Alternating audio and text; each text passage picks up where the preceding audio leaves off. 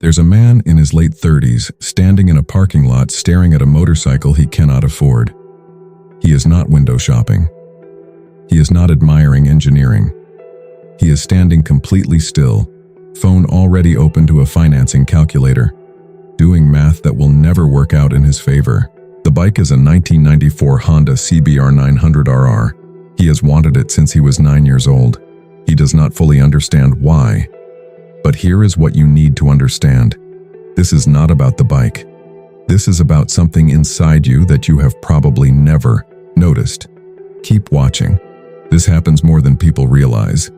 Millennials, the generation born between 1981 and 1996, are now in their peak earning years, and a significant portion of them are spending that money not on sensible family vehicles, but on the exact motorcycles they obsessed over during childhood. Used market prices for 90s sport bikes have tripled in under a decade. The Suzuki GSX-R, the Yamaha YZF-R7, the Kawasaki Ninja ZX-7R. These are not rare collectibles reclaimed by wealthy baby boomers. They are being hunted down by people who grew up watching them on television, playing them in video games, and taping pictures of them to bedroom walls. The question is not whether this is happening. The question is what planted that obsession so deeply that 30 years could not erase it. Have you ever wanted something from your childhood so badly that it hurt? If yes, you already know what I am about to say. If no, you are about to discover something that will change how you see yourself. To understand it, you have to go back to the 1990s, not as a decade of pop culture nostalgia, but as a specific, psychological environment for children. The Cold War had just ended. The economy was expanding. Technology was accelerating in ways that felt genuinely exciting rather than overwhelming. And the motorcycle, for the first time in history, was being presented to young audiences not just as transportation, but as a character, as a personality, as a dream worth having. Television did something specific during this period. Shows built entire identities around bikes. By the early 90s, that idea had evolved. Motorcycles were no longer just cool. They were aspirational extensions of the self. The bikes in these stories were not background props. They were the point. You think this is about owning a fast motorcycle? Wrong. Completely wrong. What is really happening inside that person's head is far more interesting. Stay with me. Children absorb this framing at an age when the brain is most vulnerable to emotional imprinting. Developmental psychologists refer to the period between ages 8 and 14 as a critical window for identity formation. Whatever captures attention and produces strong emotion during this window tends to stay embedded for life. Then video games changed everything. Before the mid-90s, most children had never sat on a powerful sport bike and felt what it could do. In 1994, Gran Turismo was still 3 years away, but arcade racing games were already putting children behind the handlebars of bikes they would never otherwise touch. By 1997, Gran Turismo arrived on the PlayStation and did something no medium had done before. It gave children a garage. Not just a race, a garage, a place to own bikes, modify them, upgrade them, and form something resembling a relationship with them. That feeling you just had. That small recognition. That is exactly what separates people who chase childhood dreams from people who let them die. And psychologists have a name for it. The CBR was in that garage. The GSX-R was in that garage. The game presented these bikes with a reverence that felt almost documentary.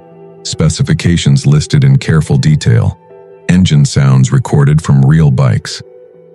For millions of children, this was their first extended emotional experience of two-wheel desire. And it was entirely simulated. This is the part most people misunderstand.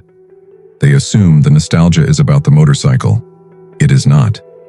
It is about the feeling the bike represented during a specific and unrepeatable moment in time. Research in affective neuroscience shows that memories formed during periods of high emotion and novelty become disproportionately durable. The brain does not store them as ordinary memories. It stores them as reference points, moments the nervous system returns to when trying to calculate what joy, excitement, or freedom feel like. This is the moment where most people would scroll away. But you are still here. And you are still here because something in you recognizes what comes next. Do not skip this.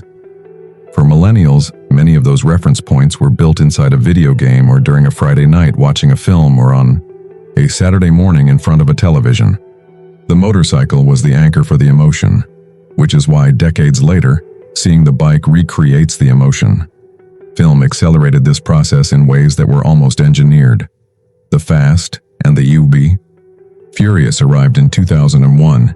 It is easy to underestimate what that film actually did. It did not just put Japanese sport bikes on screen. It built a moral universe around them. The characters who rode these bikes were loyal, skilled, and free. They lived outside the ordinary rules of adulthood. The bikes were not status symbols, in the traditional sense. They were not about wealth or class.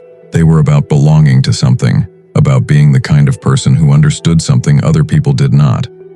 Let me ask you something. Have you ever felt that a certain bike represented a life you wanted? That is not random.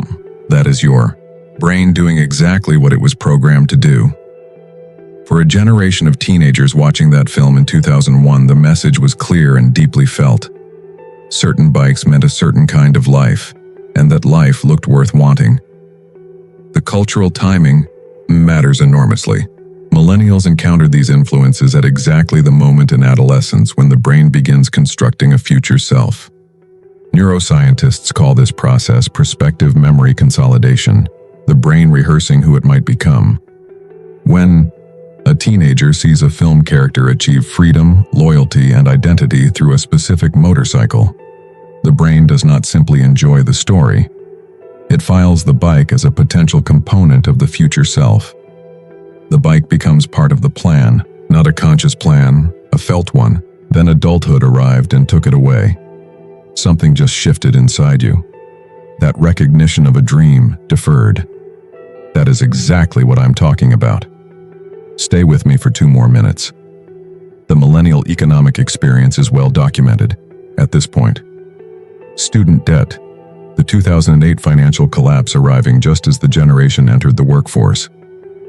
A decade of stagnant wages during what should have been the most financially formative years of their lives. The future self that had been rehearsed in adolescence, the one with the CBR in the garage, kept getting deferred. Not abandoned, deferred. And deferred dreams do not weaken over time. Research in goal-persistent psychology suggests they often intensify. The longer a meaningful goal remains out of reach, the more psychological weight it accumulates. The bike stopped being a bike. It became evidence of a life that had been promised and not yet delivered. You are probably wondering where all of this is going. I will tell you. It is going directly to something inside you that you have never fully seen. This is why the purchases, when they finally happen, carry an emotional charge completely disproportionate to the object. The man crying in the driveway when the keys are handed over is not crying about the motorcycle. He is crying about a version of himself that has finally been allowed to exist. He is closing a loop that opened when he was 9 years old, sitting cross-legged in front of a television, watching a machine do something that made him feel like the world was larger than he had been told. What gets misread as midlife crisis is actually something more precise. It is delayed identity completion. The psychological task that was interrupted, the construction of a self that included this object, this feeling, this possibility, is being resumed. This war is still happening, inside you, inside me, inside every person who ever wanted something from childhood and never got it. Who wins? Keep watching. Psychologist Dan McAdams has spent decades studying how humans construct personal narratives. His research consistently shows that people need narrative coherence. They need the story of their life to feel continuous and complete. When a significant chapter was left unfinished, the psyche keeps returning to it. Buying the childhood dream motorcycle is an act of narrative repair. There is also a generational dimension that tends to go unexamined. Millennials grew up in the last era before digital life became total. The sport bikes of the 1990s exist at a specific cultural threshold. They were complex enough to feel advanced, but analog enough to feel human. No screens on the dashboard, no over-assisted handling. The rider was still in real contact with the machine. For a generation now living almost entirely through interfaces, The idea of sitting on a bike built before all of that, a bike that vibrates and requires attention and responds to input in immediate physical ways, is not just nostalgic, it is corrective. You have figured it out by now. This was never about a motorcycle. It was always about you. It is a return to a kind of reality that digital life has made scarce. The motorcycle industry built these bikes without knowing what they were actually making. They were making emotional anchors for an entire generation.